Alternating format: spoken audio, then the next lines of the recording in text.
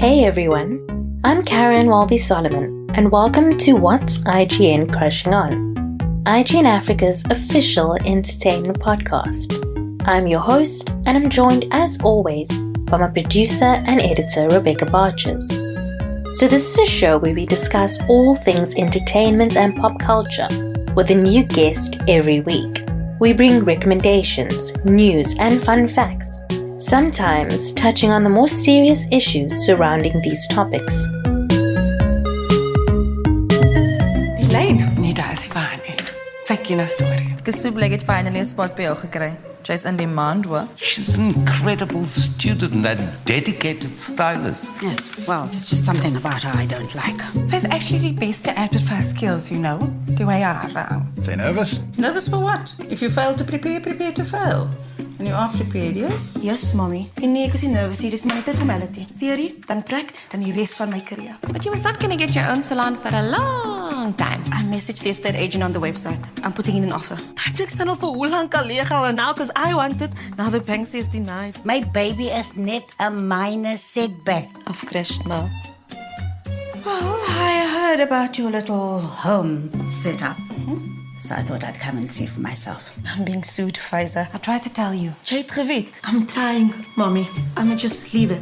Leave it to do what? To grow, mommy. Like, no more chemicals, no more straightening. You are bigger than Raven.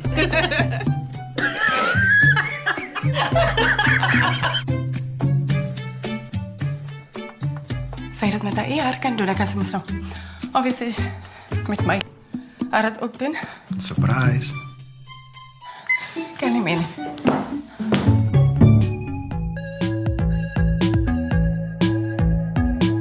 That was the trailer of Swirl, a love story to hear on the Cape Flats, written and directed by Quanita Adams.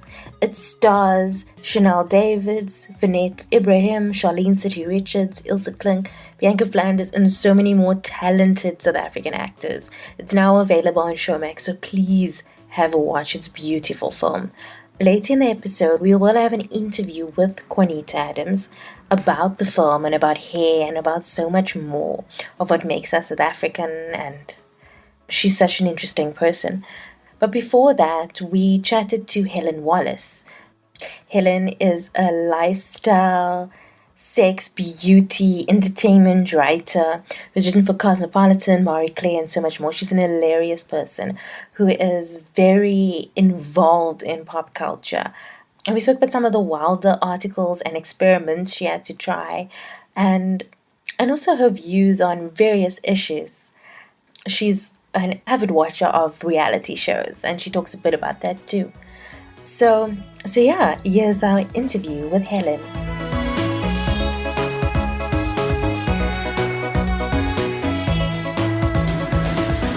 Hi Helen, welcome to the show. Hi Karen, I'm so excited to be here. This is lovely. How have you been? It's been a minute since I've seen you. It has been a minute. I've been okay. I've been working a lot and doing my thing. So we used to work together at Cosmo, and you were our resident beauty and lifestyle writer. I was. So how did you decide you wanted to go into writing? Like, how did that spark joy in your life? I won't even lie, Karen. It wasn't about sparking joy at the time as much as it was about finding a career path, because I had attempted studying a couple of times and nothing was resonating, but I'd always enjoyed writing. And so I did a couple of short courses, an internship, and then I just kind of worked my way up from there.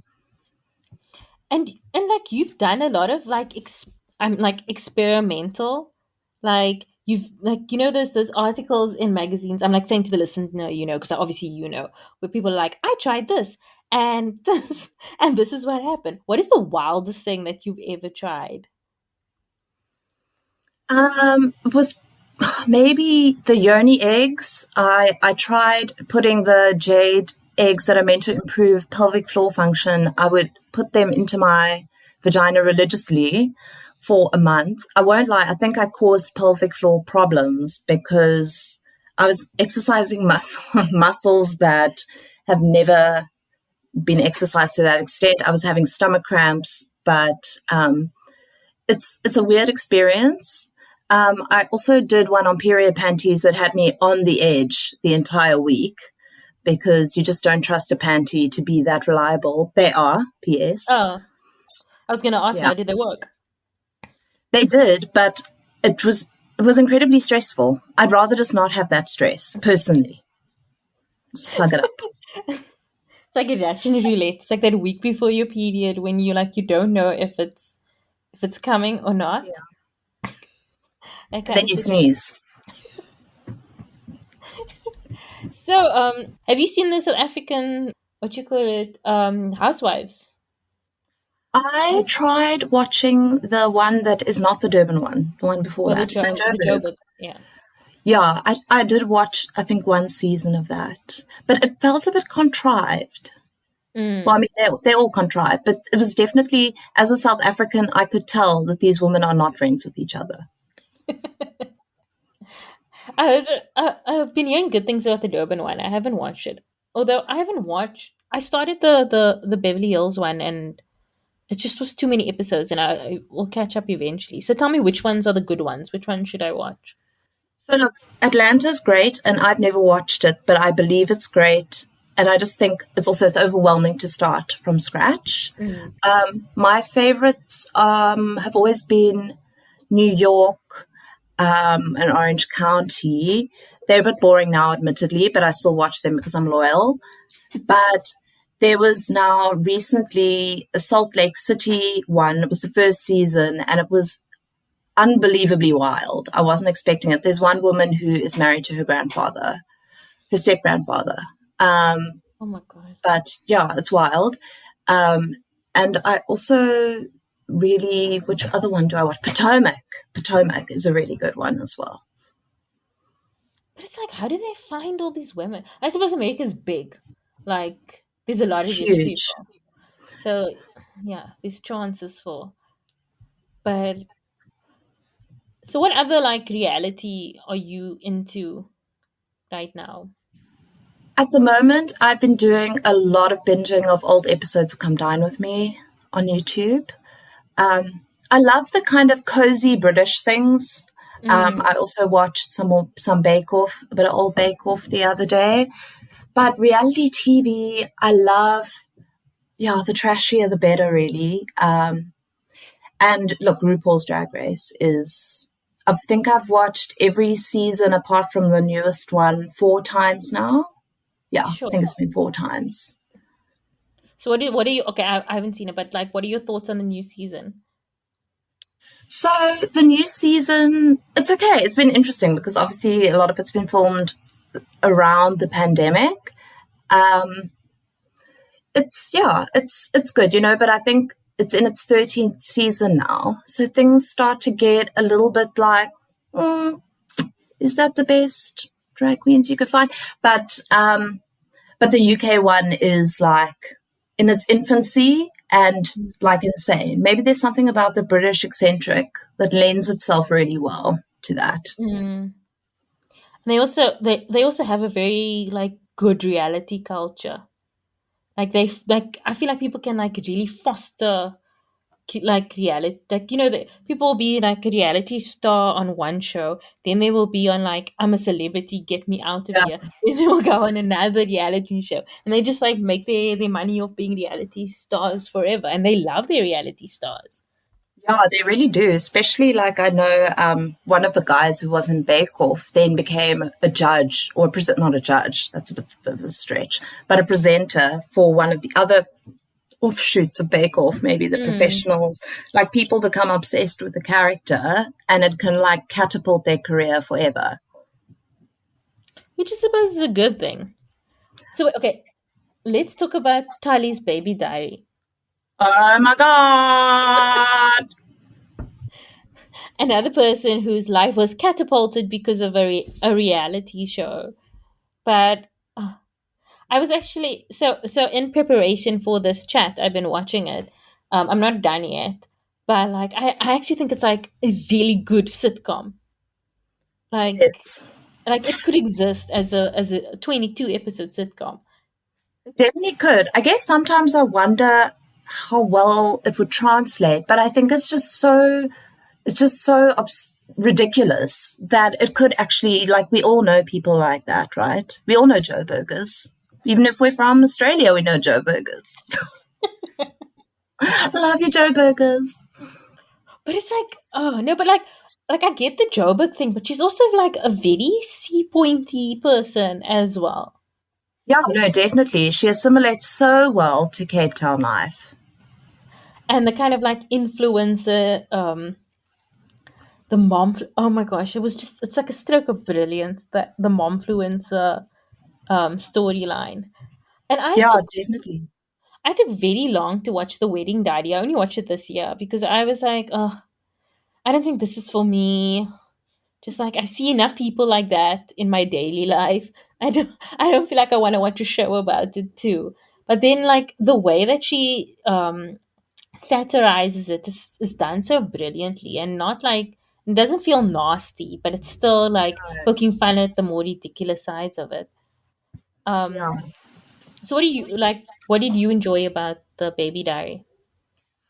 You know, I think my favorite type of comedy has always been stuff that makes me cringe. Like I want to die inside. It is so uncomfortable. And I think I get that in the best possible way, because these people are so familiar to us. We've seen them, we know them, they make us cringe in real life.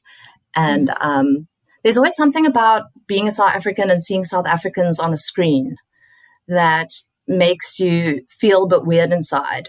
And I think that the show has that international appeal while still kind of making South Africans a little bit feel weird, but find it funny at the same time because it's weird. And like I was also thinking, I was like all the different like little plot points too, like the property the two property Oh, I love people them. against each other.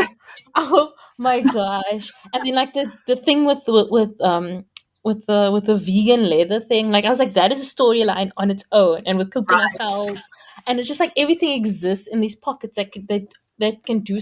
Oh my gosh! Do you know how much I love the receptionist at the property place? Oh my Helen. gosh.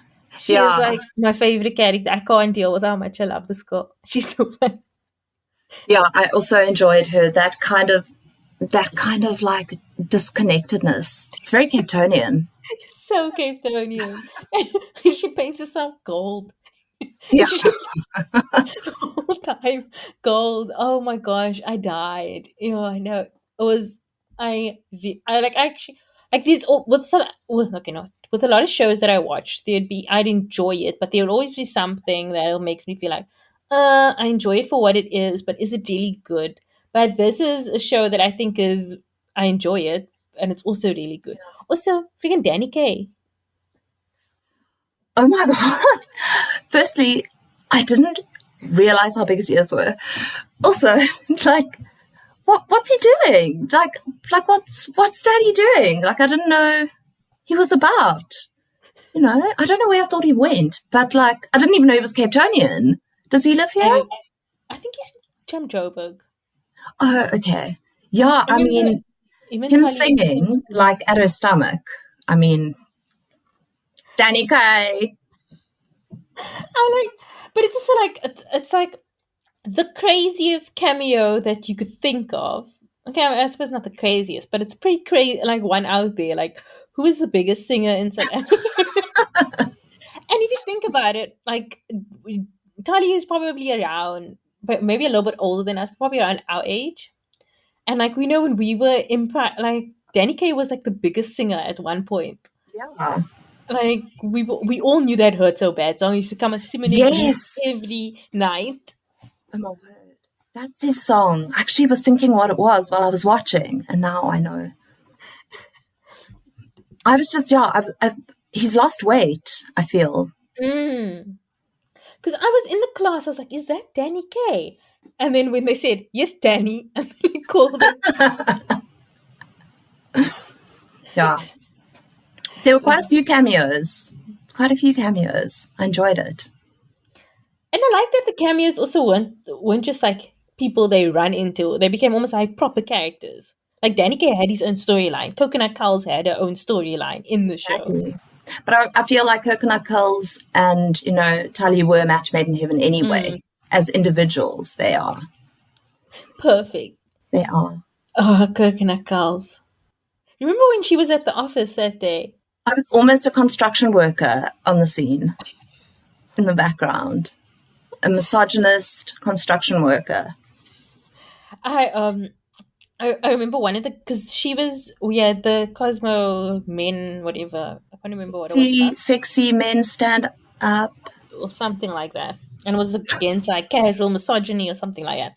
And then she was like the star of all the videos. And then the one guy was I can't remember what's his name, but anyway, he was sitting at like the desk and she was like asked him to help like pick up a gift for a baby shower, something like that. And then they asked him to the director asked him to redo his scene. And he's like, and what about Carl's? And Carl's is like, excuse me, I'm Meryl Streep. I don't have to redo anything. I was like so on point. Lesego is such a great way of like staying in character. Like it's like she also thinks how the character would think. But I suppose if you're constantly being interviewed by news places and you have to be improvising and constantly thinking on your feet. It's amazing how she also stays in character. I haven't seen her out of character. Okay, I haven't. She's like a presenter on TV now. Is she? Yeah. Girl, it's been a long time since I watched SABC. Yeah, etc. or DSTV. So wait, okay, tell me about these true crime YouTube channels that you watch. So I'm a long time true crime fan. My mom fostered that by making me watch Murder, She Wrote as a child. So I've been into true crime YouTubers for probably the last year, and I didn't even know we had ones in South Africa. I was low-key thinking maybe I need to get on this. But then I found two ladies and they cover actually local crimes, which I mean is morbid. Let's be honest. But I find that they're super well researched, and I really enjoy their content. And it's nice. It's also it's diverse content, I think it's important. And there are also a lot of old cases, really bringing some new light to things, which is really cool. Ooh, I love cold cases. Like I used to love cold, but I don't like things that are unsolved. Right, it just had to take a long time to get there. Yeah. So I feel you. Like all things that they use new evidence, like new ways of discovering, like Cold Case, a TV show that used to come on SABC too. I remember they had like a kind of diorama where it was like they'd show the people back in the day. Yeah. And then infused with now. And I remember that. Music. Oh, I love that show. If I have time again, I want to rewatch it. So what would you say is like your favorite movie ever? Wow, that is hard. I can tell you that I was a huge Tim Burton fan, and I definitely have a few of those that I actually purchased the DVDs because so that I could keep them forever. Other favorite movies, I really like Seven. Is that weird? To like such a gory movie? But it's a good movie. Yeah, I really like the first Saw movie as well. It's genius.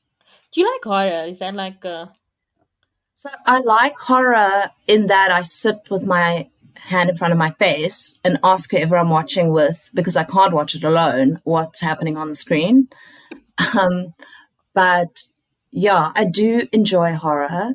I guess I like things that sort of lean towards the dark side just a little bit. And then what would you say is like your favorite series? That's so hard.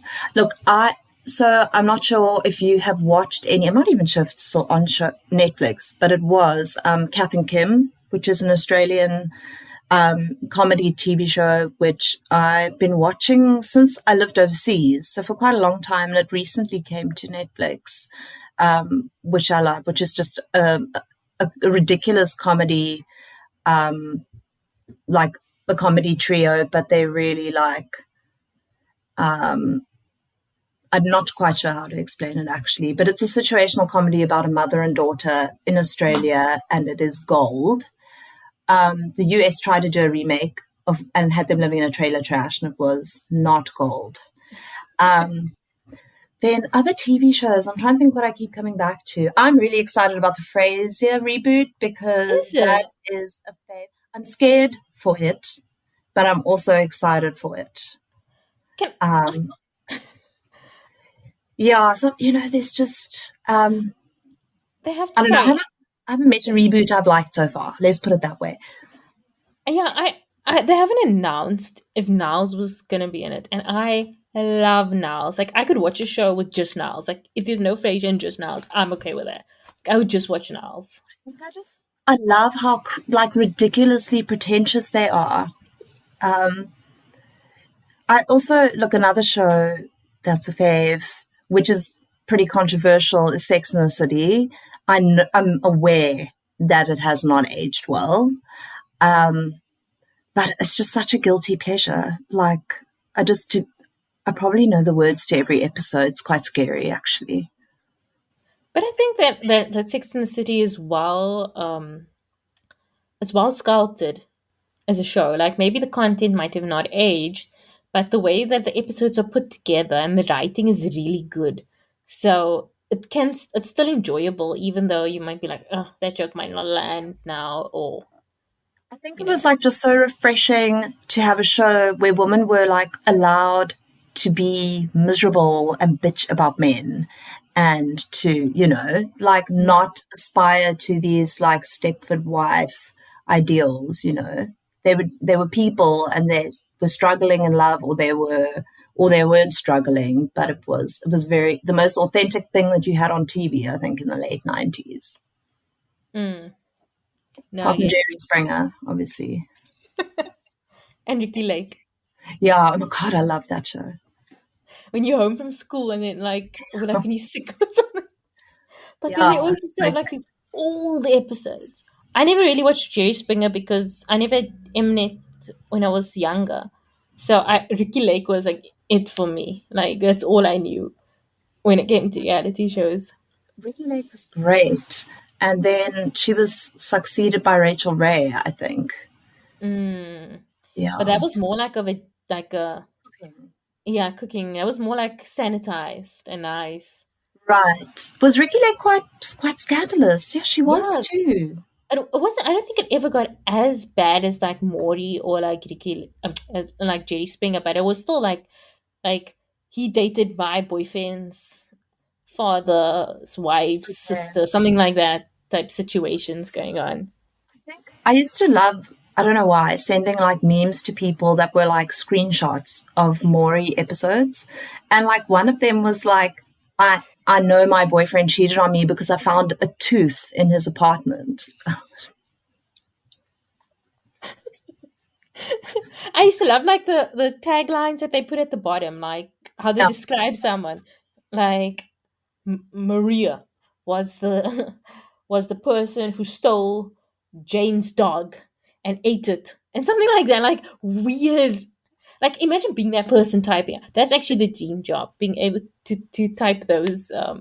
It's like it has to say everything that needs to be said, and it's punchy, and just condensing it makes it seem so much more shocking. It's like the ultimate copywriting skill. I admire it. In The Bachelor and stuff, they always have like those, like, their names and their jobs. And there was this one guy on The Bachelorette this year. They had his name, his age, and by the job section they just wrote "Man of Mystery." I've seen that on The Bachelor before. I think there was a woman once who was called like a dog lover. And there was someone that was like former child or something like that. What? Amazing. Or like, yeah, I've seen something like hockey fan or whatever. That's the most exciting thing about them. Well, So who was your first celebrity crush? this is really embarrassing, actually. I really liked Elton John for a while. I don't know why, but I used to collect pictures of him. Like a scrapbook type vibe. Yeah, that vibe. Then, fortunately, I came to my senses, and then it moved on to Bon Jovi. There was, those posters in the U magazine. I had one of him on my wall. I went to watch him when he was here. Did you go to that concert? I didn't. I never go to those cool ones like Roxette and all those bands I used to like. I really should. They'll be back. Oh yeah, John Bon Jovi was so hot. Like I'm like, this man is like 50 and he still looks so good. He hasn't aged a day.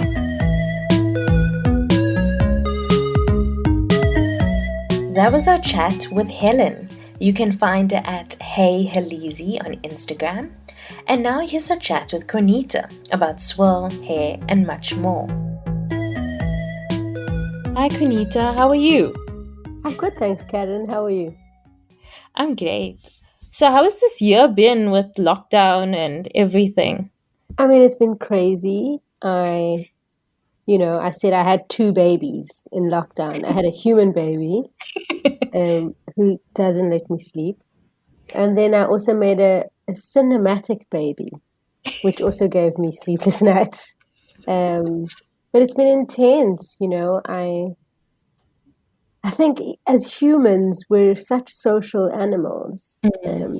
And closeness and intimacy, and just like, even if you're kind of antisocial and you're an introvert, I think we're not meant to be apart from each other for so long, so it's been tough, but at the same time it's also been quite incredible in many ways. I have a baby, I made a movie, so it's been both an isolating and lonely year, but it's also been a very fertile year, literally, but then also creatively.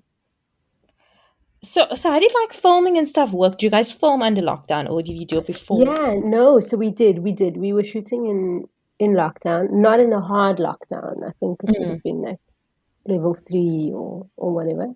And we had a COVID protocol officer. Okay. And then also an inspector who would do random checks.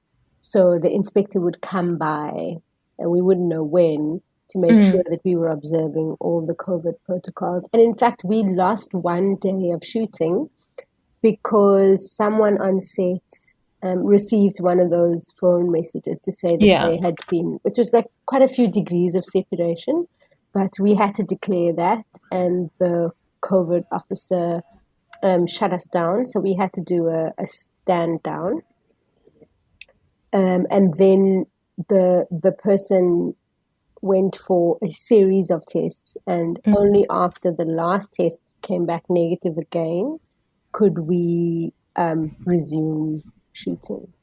Obviously everyone had to wear masks and sanitizing, and we had a medic on set who would walk around every couple of minutes sanitizing everyone.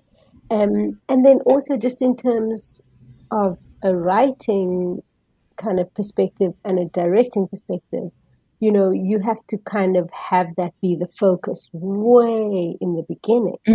So, for example, Elaine, the lead character, doesn't have a romantic love interest because it would be irresponsible to have actors kind of do those intimate scenes. Questions like, well, how do I protect my crew? How do I make sure that the technicians, the crew who are there first and they leave last, they're there the longest, so they have the highest rate of exposure potentially. Yeah. How do I protect them? The way I do that is make sure that there are as few people in a scene as possible. And it's technical and it's boring, and people don't think about it. But even at the writing stage, COVID was the boss. COVID was making the rules. So even if I wanted to have a scene of like everybody at the same time, we couldn't do that. I had to make choices. I had to write the scene so that they're like maximum 4 people. And then if there are 4 people in the scene, we've got to put them quite far apart. Now you watch the movie and you won't even think about it. Like you won't even realize it. But the fact is, when the mother's at the kitchen table, the father's at the counter, Elaine's on the other side, the grandmother comes in, someone's leaving. You know, but you don't think about that when you're an audience. But a lot of that kind of technical, boring choreography had to go in and had to look quite natural. Yeah. So it was a big challenge. But watching it, you forget about it. Watching it, the actors are so incredible. And the crew was so amazing that you would never say that we were shooting like trying to miss each other, Yeah. I'm thinking now about like the exam room part, and I'm like, that looks, I mean, obviously in exam room you sit apart from each other. Yeah. But obviously there was people there and they were sitting at separate desks and Yes. they Yes. were But also distance things away. like if we shot at a certain angle, we would release the actors that weren't the kind of background talent. Oh, okay. If so we had to be very good about that. If the background actors weren't actually on camera, they had to leave because, we were so anxious. We didn't want to get shut down. So we were like extra good. We were like extra vigilant, making sure that they were never going to have a reason to shut us down, And then, of course, as it happens, somebody got a message to say that, hang on, But then again, everybody just focused. The person got tested. When the tests came back negative, right, we could pick up and carry on. But it's a challenge, So maybe explain to the listeners what Swirl is about. Okay, so Swirl is about a young woman called Elaine Williams, who is the star pupil at a hair college. And her big dream is to start a hairdresser of her own and build like a hair empire. And she's obsessed with straight hair and straightening hair, and she's built a reputation for herself and her ability to straighten even like the biggest afro. Like there's nobody's hair in the world that Elaine can't just get to hang like curtains. You know what I mean? Like she's known for the skill.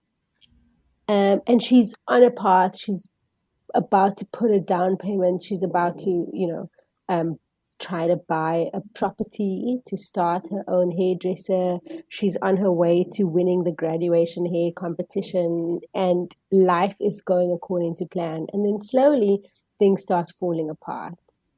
And then when her world pretty much collapses and kind of topples in on itself, and she loses everything, she hits rock bottom. She's faced with a choice. Does she go back and do things the way she's always done, on the straight and narrow? Or does she embrace a slightly kind of wilder, rockier road? You know what I mean? And take a chance on something different. So without giving too much away, that's kind of what the story is. We follow Elaine. It's also the story of hair. It's the story of salons and what they mean in our community. It's the story of women and men who open hairdressers and salons in their bedrooms or the lounge or the kitchen or the bathroom or the garage or the Wendy house. It's the story of the auntie with a towel around her shoulder and a wet hair running into these homes to quickly get these kind of magicians to set and style their hair before the confirmation or the whatever. So it's the story of how important hair is to us, and how sometimes you can take it for granted. Yeah, it's a letter to her. So, what inspired you to write it? I think that the fact that it's 2021 and we're still talking about hair in the same way. The conversation hasn't necessarily changed. There's still videos going around of young kids being humiliated in school environments because of what their hair looks like. There's still young girls who are being absolutely vilified and victimized because they wear their hair naturally. And so we're still living in a world where stores and product companies are irresponsible in the way they choose to label their products and kind of paint people with the same brush. And so on the one hand, it felt like there was never a better time to have a movie that talked about this. And in South Africa, I didn't ever see a movie that dealt specifically with hair that was based in the community that I came from. Not to say that there aren't movies and TV shows and whatever out there that deal with hair, but I certainly hadn't seen one like this. So it felt like it was a great time to be able to tell this story. And then, I mean, I've lived with this hair for 43 years. And like the lead character, I have alopecia. And so at various points in my life, when I was under a lot of stress, my hair falls out, like in those round patches.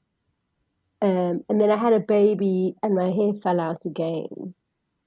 And I just thought, oh, yes, let's tell the story of hair.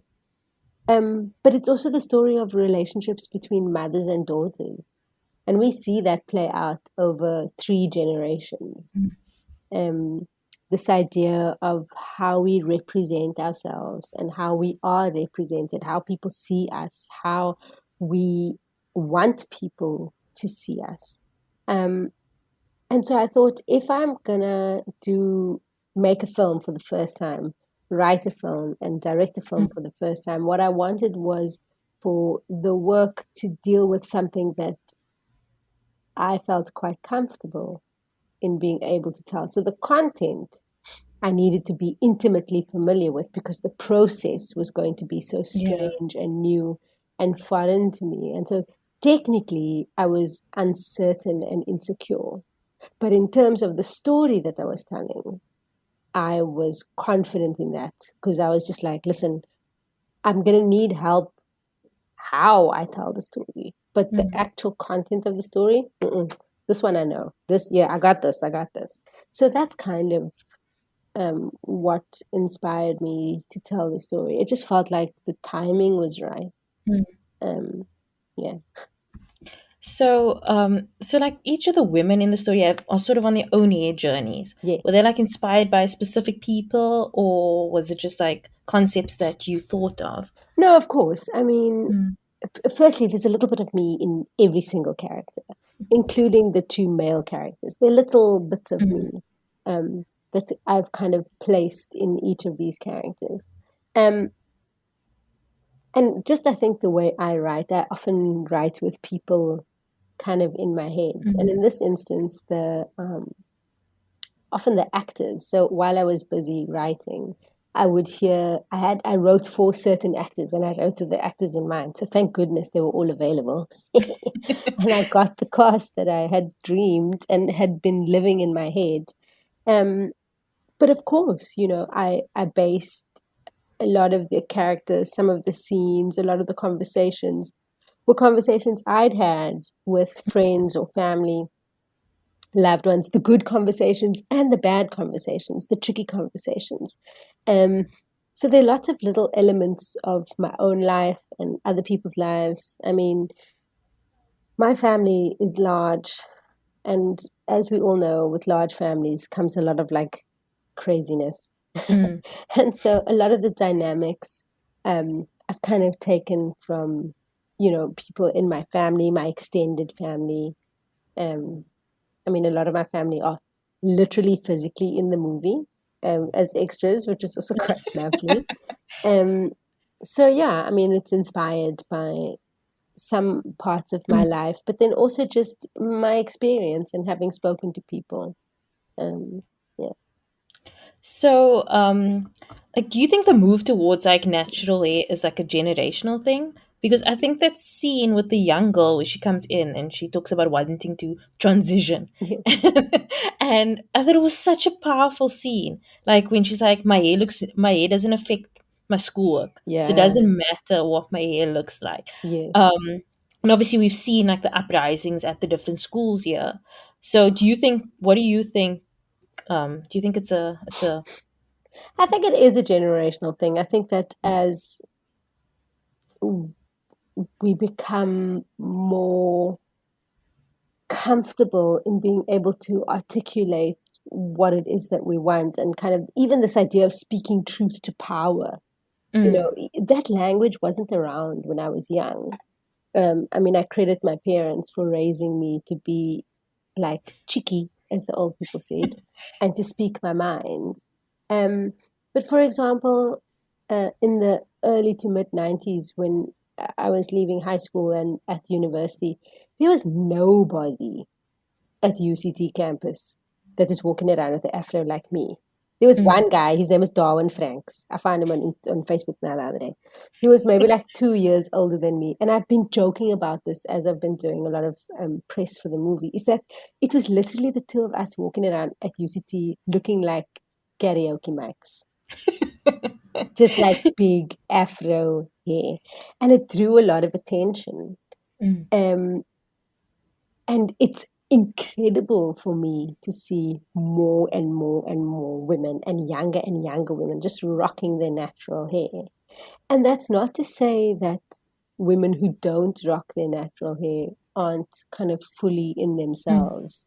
I also think that we should be mindful not to get into this position where, as women who wear their hair naturally, are then jajarach and kind of, treat women who don't wear their hair naturally some kind of way. Because ultimately, it's just like you need to do with yourself and your hair what it is that you feel you need to do to be beautiful. Like, I'm not here to pass judgment.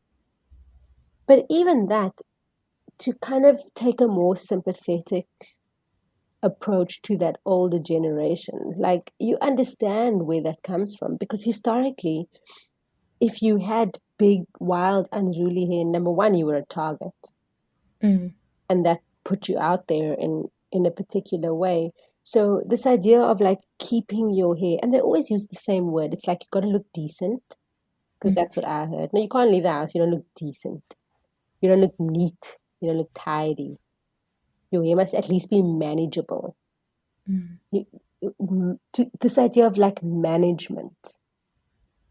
And so to be critical about that is to say, well, it's kind of oppressive, it's restrictive, it's prescriptive, it's all that. But to take a slightly different look, a more generous look, it's also about protecting these young women. Because if you went out there as like a wild woman, you were safe, you weren't a target, you could be kept, you could be managed. And there's something about managing young women that even our grandmothers and our aunts have internalized as being positive. Because a wild woman is exactly that, wild. And if your hair is wild, no, you can't, your hair look wild. What does that mean? And that came with fear.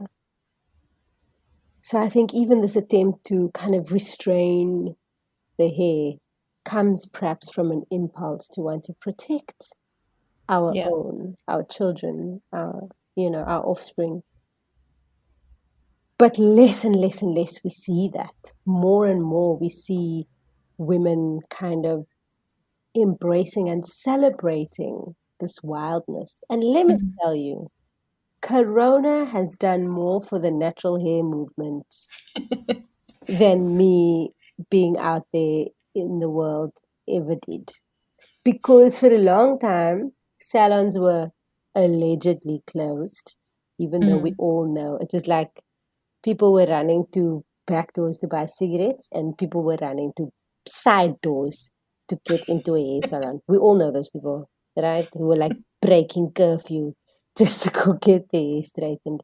But I think eventually people were just like, you know what, it's fine, man. This is my hair. I'm gonna stop dyeing my hair. Then the next thing, I'm stop putting chemicals in my hair. Then the next thing, I'm still gonna stop blow drying my hair. And so I think, like in a weird way, this pandemic and this lockdown has really given the natural hair movement a boost because not everybody was able to go to a salon. So women were forced to come to terms with the fact that, well, this is what my hair looks like as it grows out of my head. Plus, it's Yeah. cheaper, it's convenient, and more and more and more, I'm looking around and I'm like not the only karaoke mic in the road anymore, and that's really encouraging. Yeah, I the first time I went to like one of those demonstrations, like with all the different stalls, Hmm. and I was just so amazed by how many different products are out there now. So like before, like if you had curly hair, you just put in the same like Pantene leave-in conditioner that There's everybody yeah, else perfect used. girls. I was just like, Ganti, what even is that? But you're talking about Pantene. Friend, it was Colgate. Remember, it was the apple one, and then there was the egg one. Body on tap, beer in your Body ear. and tap, I'm yes. like, because growing up, we didn't have Pantene Perfect Curls. It was your Colgate shampoo, and it was your body on tap, and it was whatever you brought home from the corner auntie who does your hair, and that was it, and it was amla oil, and it was coconut oil. I mean, I also spent many years of my childhood when my hair started changing. All I wanted was for my hair to go back to the way it used to be, which was like really straight, good hair, like any Muslim little girl should have. Mm. And so when my hair started changing, and as my mother said, the sun started rising on my forehead, I panicked. And it felt like a betrayal. Already I was getting hormones. So firstly, I had glasses. Then there was hormones. Now I must wear a bra. And now my hair. Oh man, come on, guys. Like, you know. And if I tell you there was so much coconut oil on my hair and olive oil, I was basically a Thai green curry walking around with all of that crap on me. And put egg in your hair, and then they put mayo in your hair, and you put all this stuff in your hair because you just want to have this hair that looked and felt and moved a certain way. Mhm. And my mother, who is a trained hairdresser, actually, was the one who was, because I begged her, like I cried, I begged her, I was like, please, can we just can we relax my hair? Can't I just go? And she's like, no, we're not going to do that to you. I was like, but I want my hair to go back to the way it was. Like, this is not how Mhm. my hair is supposed to be. And she's like, don't worry about supposed to be. This is what it is. And even though at the time it was a source of tension between us. Like I couldn't understand why she wouldn't just let me do it. And every Sunday we had to roll my hair, blow dry my hair, swirl my hair, because it needed to look a certain way for school. Now looking back, I'm like, thank goodness. Thank goodness that she didn't kind of buckle and cave and let me get away with it, you know? And, since the movie, but even before, people have seen me on TV or on stage. Often people would reach out and say, listen, this is what my daughter's hair is doing. And she loves seeing you on TV because she says, that auntie's got hair like mine. What can I do? Like, what do I put on her hair? What do you put on your hair? And I'm like, I mean, there's so many options these days, you know? In my day, it was just like amla oil, coconut oil, and a prayer. I was with the scenes with Ilse Klink and Charlene was so good, but also the whole intergenerational and how genetics work. Because I very curly hair, but my mom has bone straight hair, and she did not understand how to work with she does for her. She couldn't fathom understanding curly hair. Like I remember when I'm the youngest, but when my sister was younger, my dad had to blow dry hair because my mom just couldn't handle it. Yeah. With me, she just used to send me like every week to the hairdresser. But it is like sort of like because like genetics is so weird. Like a mother could have perfectly straight hair and her Yeah. daughter would struggle. I mean, my daughter has dead straight hair. Like every morning, I open my eyes and I say to my husband, "Today we're gonna find a curl. Today." And no, like I'm actually phoning my white friends, like, "Must I put something on this child's hair?" They're like, "What are you using?"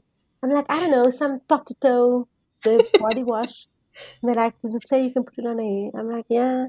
They're like, "No, just leave it." I'm like, "What do you mean leave it? I must put the thing in it. Must I not put a cream or a serum or a..." They're like, "No, just leave it to our hair." I'm like, "Yo." So it's weird that now I have this kid with like dead straight hair, and I'm like, I guess I'm just gonna brush it. I don't know. And it's thin and it's fine, and it's so different to mine. Mm, And it's really put so much of the stuff in perspective for me. You know what I mean? mm. It's like hair takes up so much of our conversation and like how much we base ourselves on, but it's such a it can be such a random thing as well. Completely random. Like, I was saying what's interesting for me is that when I blow dry my hair, and half the time I blow dry it because it's for a role on mm, TV or it's a movie, it's a character, whatever. People treat me differently. mm, I have been on the wrong side of someone's like aggression. No, because this isn't you. I'm like, really? Because I had to pay for this. It's a dinner who just bankrupted herself now, going to the waterfront to do it. But people feel that they can, police you by your mm. hair. Don't tell me it's not me. Firstly, it's just a blow dry. Relax. Yeah. I'm gonna drink coffee and then the steam from the coffee is gonna make my hair loose. Don't relax. I'm gonna wet my hair tomorrow. Am I suddenly gonna change my personality? But people have such strong associations with who you are because of your hair. Mm, And even in the natural hair community, like a lot of women feel some kind of way if you just look, even that's changing because I see on Instagram now, like a lot of women are doing these like care styles where they'll like blow dry their hair just for a change. And I think that's healthy. I think that's important because mm. ultimately we need to celebrate the woman Yeah. beneath the hair. You know Mm, what I mean? I feel like, of course, your hair can be a stand-in for your politics, for your feminism, for your defiance, for your humor, for your sorrow. There are cultures where when people grieve or mourn, they cut all their hair off. mm, In the Muslim community, when a child is born, part of the baptism ritual is to cut a lock of hair and then weigh the hair, mm, and then the weight of the hair in gold you give as as an act of charity.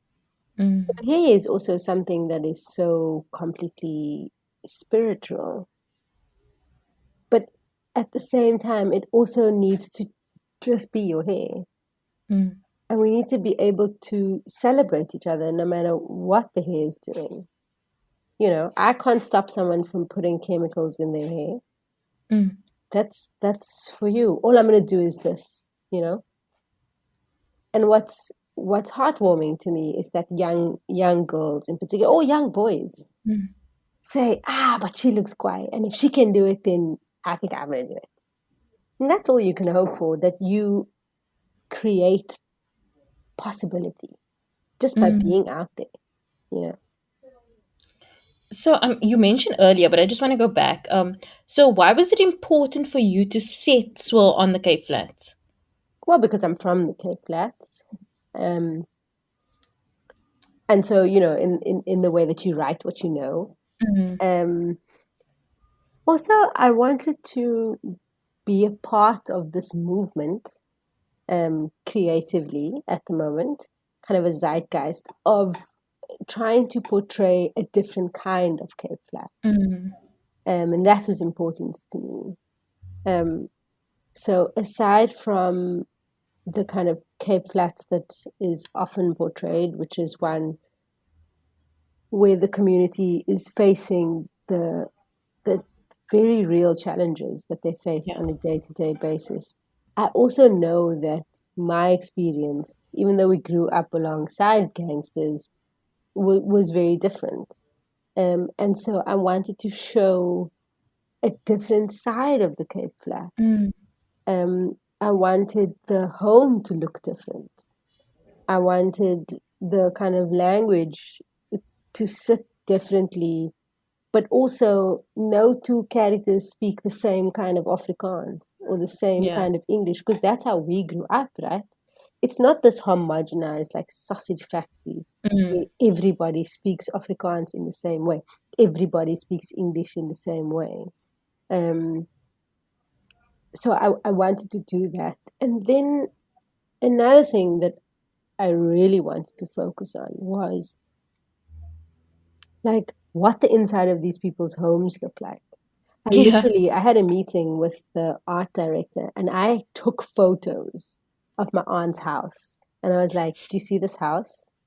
Do you see how everything is in this beautiful, muted, cool palette? There's no bizarre, over the top, loud, noisy decor. You see how there are no paintings on the walls? That's what I want. Because there is a tendency to try and brighten up Cape Flat world. It's almost like directors or people are like, oh, shame, their lives are so terrible. We're going to create some brightness for them by sticking paintings just on the wall. And everything must be bright and over the top. And everything must be a floral and no, my dear. I didn't want that. Even the clothes. Now, listen, I'm a chunky, big booty sister. And in my career, there has been a tendency to, they say flatter. Really, they just want to disguise your body. They want to hide you behind bright colors and floral prints and busy prints and beads and scarves and a flower in the hair and a brooch and a bangle and an earring and a belt and a tutu skirt and a wedge. And you're just like, okay, why don't you just add more shit onto my whole body? There's a hubcap lying there. Maybe you must just put that on my back and I can look like a Ninja Turtle, then we're done. And I was like, I want none of that. And I want a floral anyway. We are putting Charlene Suti Richards in skinny jeans. Thank you. And we're giving her a t-shirt and a little cardigan. And Vanette Ibrahim, who for years played Charmaine on Seven the Land. This one, we're giving her a shock of blonde hair like no one's ever seen. Then we are going to put her in clothes that make her look like a samurai ninja. We are going to make choices. We're not just going to vomit clothes onto these actors and see what happens. I worked with the art department. I worked with the wardrobe department. We worked meticulously. This is a movie about hair. Nobody's got junk hair. There's no accident about hair in this movie. We made choices, and what we wanted to do was show us differently. And I'm not saying I'm the only one. It's happening more and more frequently where people have a kind of fatigue of looking at the same kind of Cape Flats. And I just wanted to be a part of that and say, well, this is my contribution to filling in the picture and just diversifying this world, which is not one thing. So everybody's outfits looks amazing. And, there's a color palette that works through the movie. The movie starts very neutral. Lots of grays, lots of whites, lots of black, lots of dark colors. You see even Elaine only wears black in the beginning. But in that last celebratory scene where she opens her own salon and it's just this like beautiful pink. But the pink has been throughout the movie. because it's those pink rollers that we all know so well. It's the discussion with her mother about the rose water and what the pink does, and even the husband who remembers the smell of roses on his wife.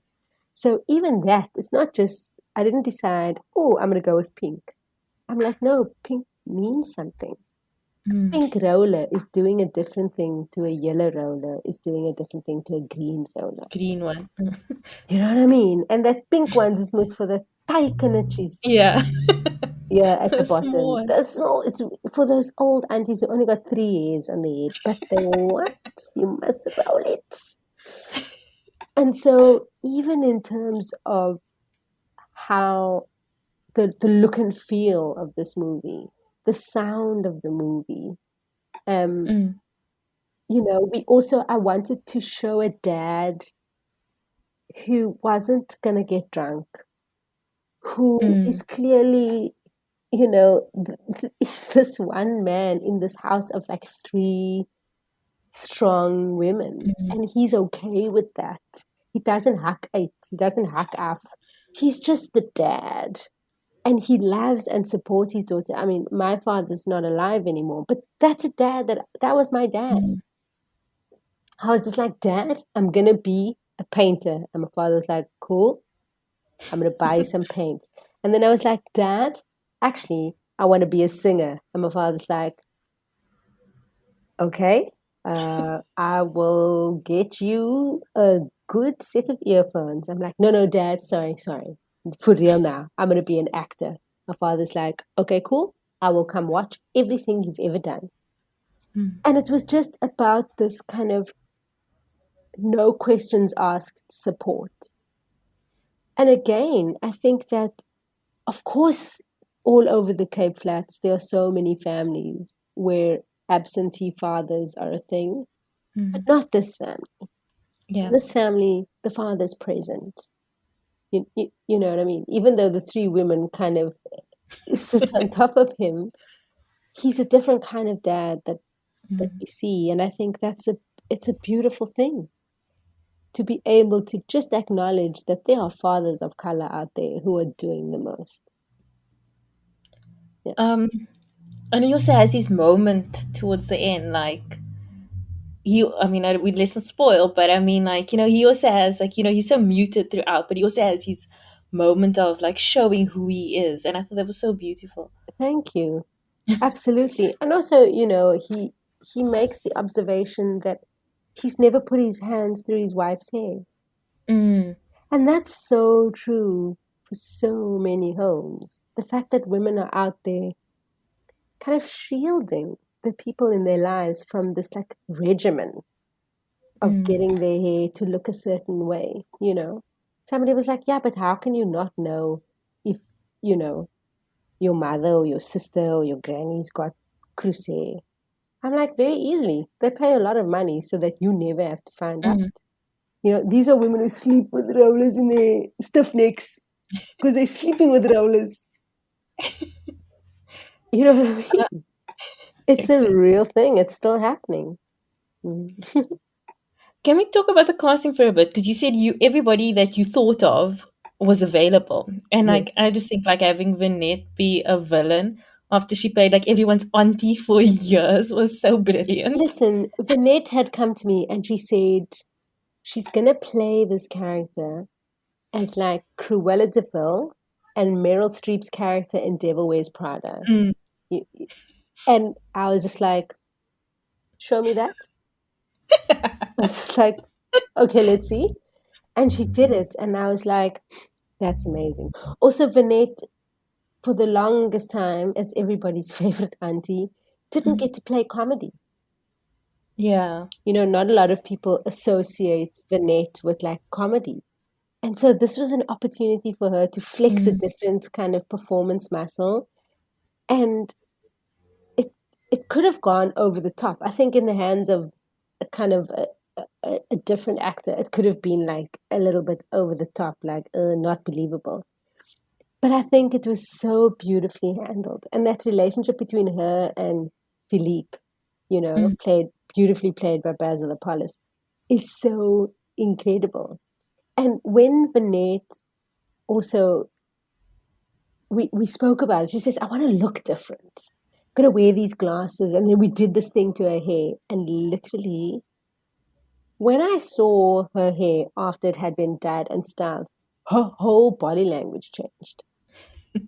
She just stood in a different way, and with the nails. And you know what I mean? Like it was transformative. And she brought that energy to set every day. And it was incredible just watching her kind of step into this role in a new way. And on the other cast, how did you come about? I mean, the fact is, Basil is they're all legends. Basil had even directed me on stage for a theatre production, so it was strange that now I was having to. But the thing is that these actors were also exceptional. That they kind of you didn't even really need to direct them. A lot of times you just say action and then cut when they're done. So an incredible cast. Like I love the dynamic between Elaine, played by Chanel Davids, and then Faiza, played by Bianca Flanders. Veronique Jeffers, who plays Taylor, the one with the big curly hair. Just incredible. And also because everybody was so invested. Everybody has their own hair story. Everybody has their own hair journey. So the fact that they could bring that into their characters, these were the discussions we were having on set every day. Every day, somebody would come forward with another story, their own personal anecdote of something that had happened because of hair or something that they were considering. It was incredible, even just being on set. So how did you enjoy being behind the scenes this time? Because I mean, most people know you for acting. Yes, it was amazing. I mean, it really was amazing. I have to say that the crew were incredible, and I felt really supported, and I had crazy ideas. There were days when I was unsure of what to do. And the crew, who really, they were like the A team. They were like in basketball, the NBA All-Stars. I had the All-Stars of crew. And so on days when I was uncertain or I didn't know how to get my idea across, they really helped me and they held me. And so did the actors. And so I think, look, for the last 6-7 years, I've been writing. I write on a lot of TV shows. So I've already slowly started kind of stepping back from being on camera. And I love that. It's one thing to kind of get given a part to play. But when you are able to create a part for other people and be part of this movement that we're in at the moment, where we are writing our stories ourselves. I can't talk about this enough, in that there are still today shows that are set in our community that are essentially being written by white men.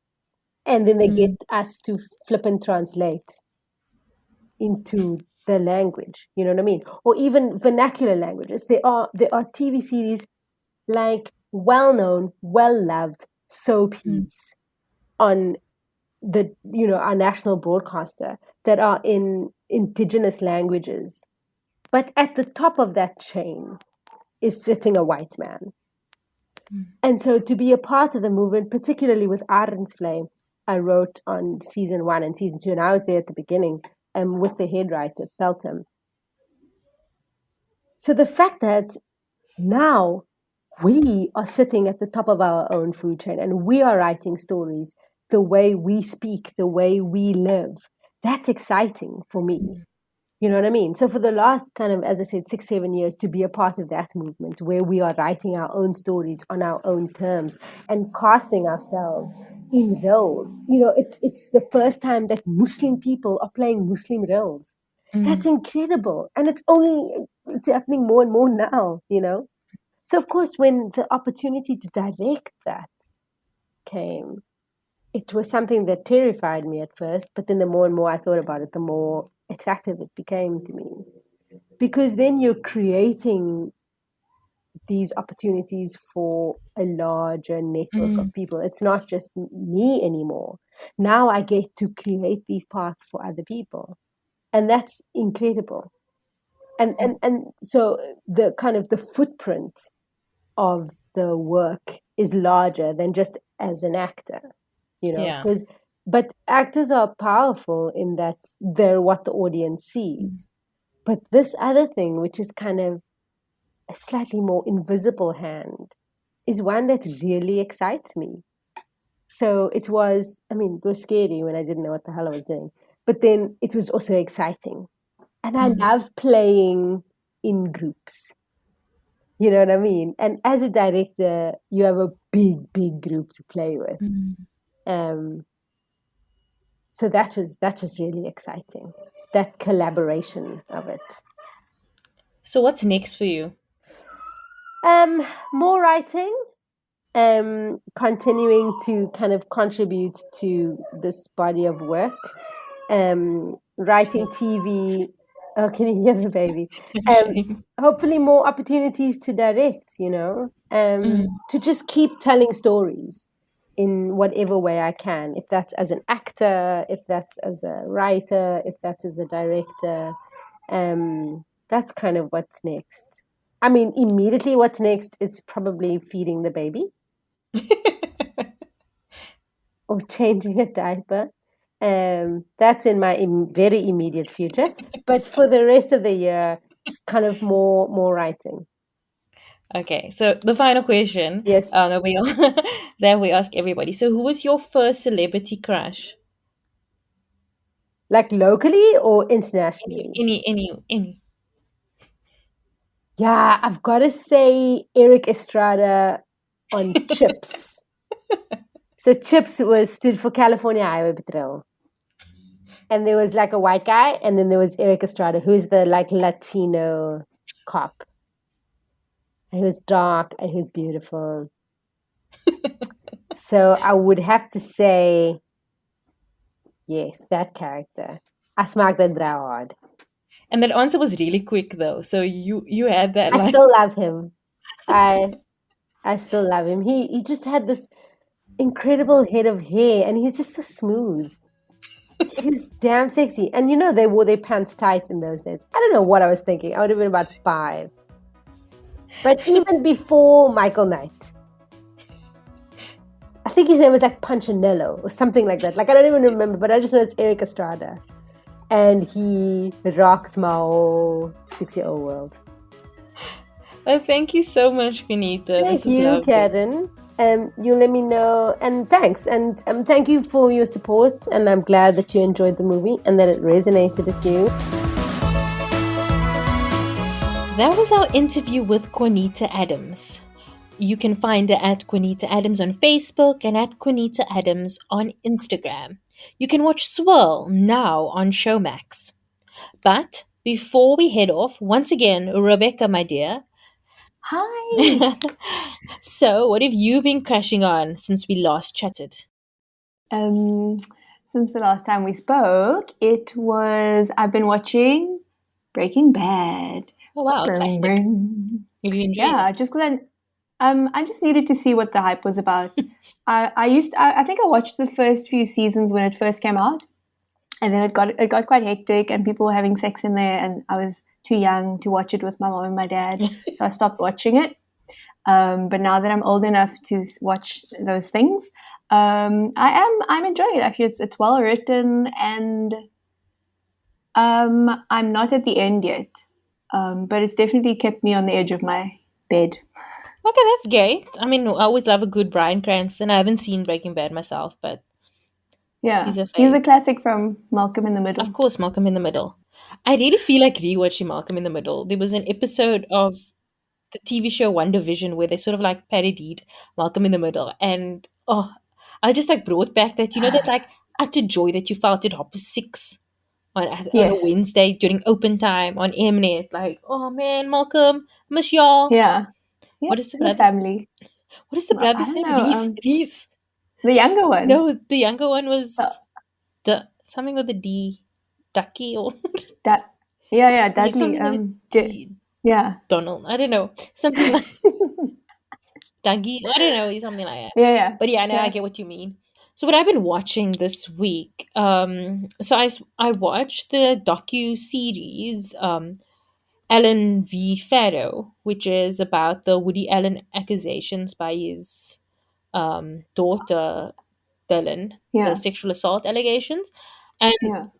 the series is told mostly from Dylan's point of view. So it wasn't like Ellen v. It was more like Ellen is the Yeah. is the villain, and it's more from her point of view. But it was just extremely interesting because as somebody who was like a really big Woody Allen fan, as I was, Yeah. um, I mean, I think most writers are, but um, but like it's just like I have heard his story so many times. I've heard Mm. his version of events so many times, and for the first time, it was like I'd read her open letter in 2014. I read the news stories and stuff, but just hearing her talk, hearing about how this affected her life, and also Yeah. like seeing what her life is like now with her husband and her child, a baby, and stuff like that, and just seeing how it has changed her life. It was very interesting, and Yeah. yeah, I would recommend that if you are interested in docuseries, and especially that case. Like I would suggest you watch that. But yeah, Yeah. that's sort of what it's kind of bleak, but that's what I've been spending my time on lately. Yeah. Is Dylan Yeah. the adopted daughter? Okay. So Okay. Woody Allen and Mia Farrow had 3 kids together, 2 Yeah. adopted and 1 biological, which is Ronan Farrow. Yeah. Um, And then yeah. Okay. and I then he think I know married that. her other daughter, Suni, and then he had kids with Sure. her also. But yeah, it's crazy. It's a very messy story, and I do think one of the problems with the docuseries is they try to make too neat of a story out of something that's Mm. extremely messy, and Yeah. which will never be neat because it'll always be like he said this, she said that, and I mean, Sure. you know, Ooh, that must be interesting watch. it is. Um, so yeah, that's all from us this week. You can find me at Karen Walby on Instagram, at Karen Walbies with an S on Twitter, and subscribe to my newsletter Wildest Dreams at wildestdreams.substack.com. Also, don't forget to follow us on YouTube, subscribe to us, or whatever you cool kids say.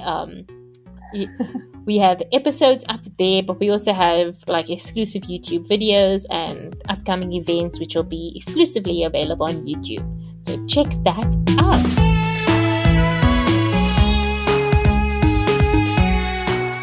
The podcast can be found at Crushing on Pod on Twitter, Instagram, and Facebook. You can find more information about this and all our other episodes at our website, crushingonpodcast.com, and send any feedback to crushingonpod@gmail.com.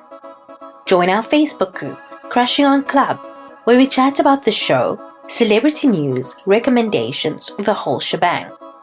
Let us know what you think about what was discussed in this week's episode by sending us a voice note or email to crushingonpod@gmail.com. The show is produced by me, Karen, and Rebecca Barches.